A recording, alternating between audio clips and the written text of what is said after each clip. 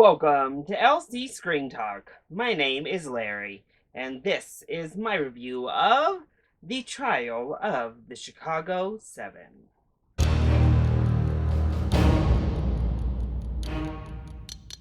The Trial of the Chicago 7 is a 2020 courtroom procedural drama written and directed by Aaron Sorkin that follows the rather infamous court case of the Chicago 7 after a riot broke out in Chicago outside of the Democratic National Convention.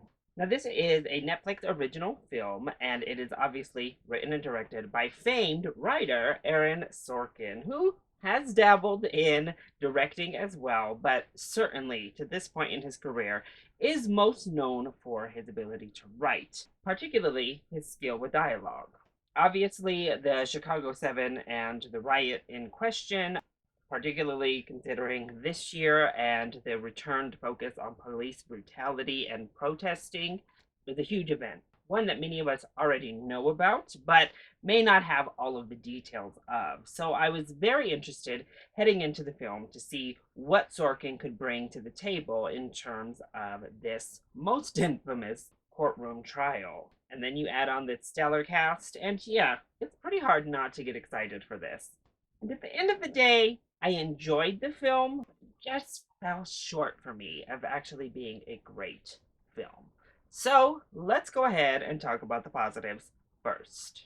Well, our cast is certainly the biggest positive of the film.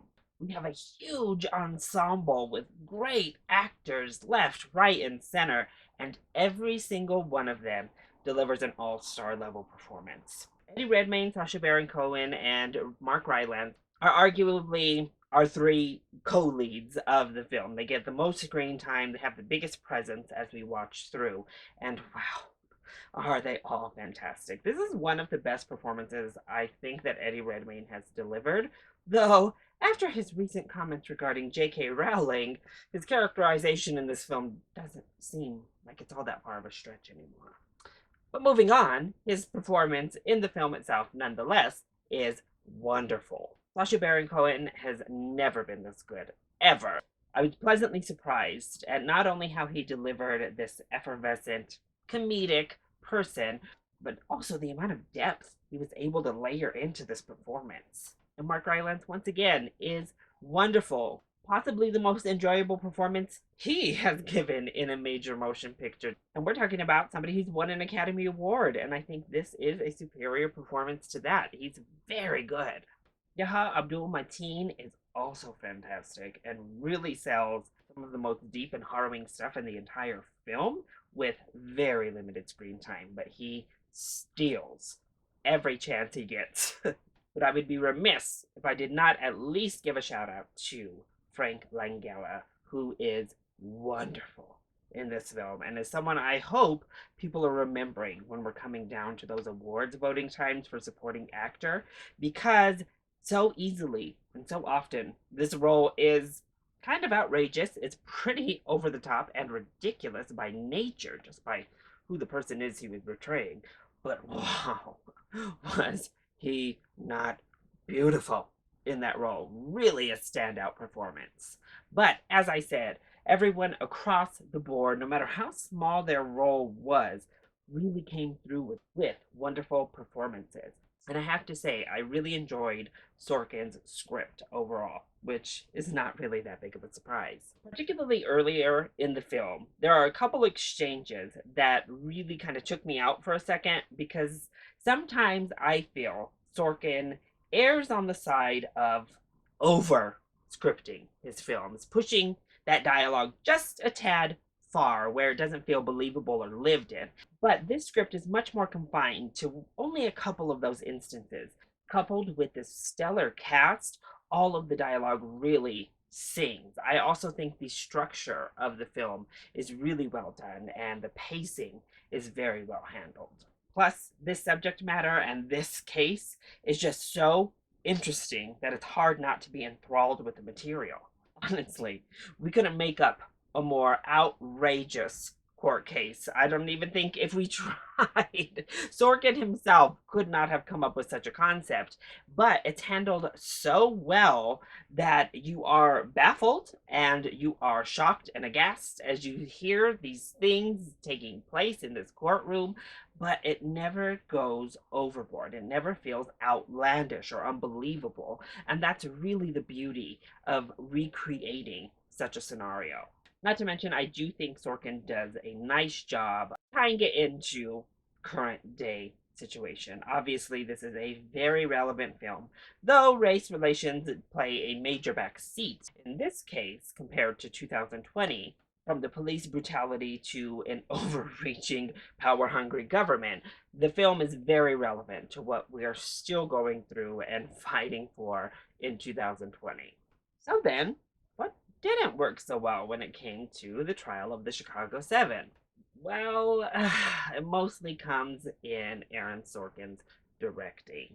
As strong as he is as a writer, I think he took a step back on this second film when it comes to his direction style. From purely a visual standpoint, it is just very flat and very monotone. The directing just doesn't have a voice or feel dynamic. And maybe he's being judged on an unfair curve because of his name and prestige as a writer, turning over to becoming a director. But watching the film, it all just feels quite literally beige and bland. There's no dynamics to his direction style, and I think it does a film like this a great disservice. Because in the end, it all starts to feel very safe. And that has a lot to do with other aspects of Sorkin's directing.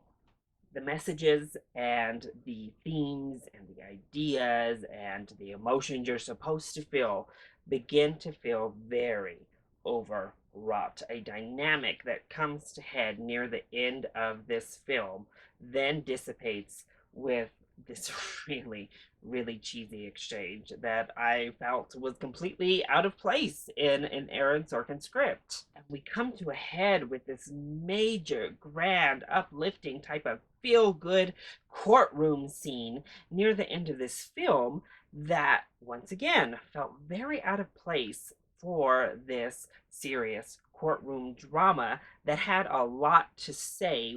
And unfortunately, he plays it safe, such as these examples throughout the film. We're getting a lot of the story beats we expect. I honestly didn't love the opening to this film either. It does a good enough job of creating a snapshot look at where America is at the time of the riots. However, it introduces my other real big negative of the film, and that's the original score. Right from the beginning, I feel that the score was overly manipulative, a bit overly brash as it moved through. Right from that opening montage scene, I instantly was taken out of the emotion of what I was watching because the score was overwrought. It plays out throughout pretty much all of the big beats of this film. That big feel-good courtroom scene I just mentioned, with this really kind of cheesy score to push you where it wants you to go. And ultimately, it left me feeling like the film itself was a bit too on the nose with how it played this script. So overall, the cast is fantastic, and they are able to overcome a lot of the shortcomings, I think, that were presented from a filmmaking standpoint. And the event itself is just so relevant and prevalent to what we're experiencing here in 2020 with a really solid script that unfortunately Sorkin just can't quite match when it comes to the directing department. A monumental event that is unlike any other in US history. I wish the filmmaking itself had reflected that event and gone a little bit more daring and trusted us just a bit more. But overall, this is a Netflix original film. It's certainly a good film, and you will certainly be happy you've watched it. So I say this is definitely a weekend one watch if you have a Netflix account. So that is my review of the trial of the Chicago Seven. I hope you enjoyed it. If you did, go ahead, click like, down below and subscribe to the channel so you are always up to date on my latest videos.